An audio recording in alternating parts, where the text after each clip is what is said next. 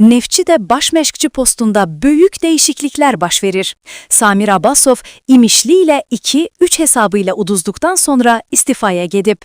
O, doğma azərkeşləri qarşısında paltar dəyişmə otağına daxil olaraq vəzifəsindən ayrıldığını açıqlayıb və bütün futbolçularla sağollaşıb.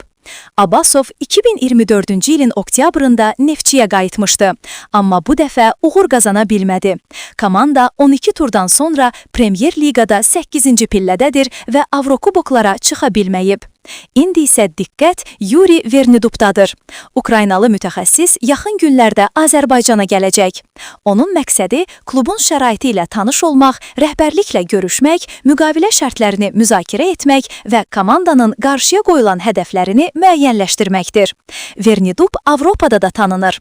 2020-2022-ci illərdə Şeriflə Çempionlar Liqasının əsas mərhələsinə çıxmış, hətta Realı udaraq böyük səs-küy yaratmışdı. Azərkeşlər indi böyük ümidlərlə gözləyir. Neftçi yeni məşqçisi ilə Avrokuboklara qayıda biləcəkmi? Sizcə Yuri Vernidub Neftçini yenidən zirvəyə daşıya biləcək? Fikirlərinizi şərhlərdə paylaşın və kanala abunə olmağı unutmayın.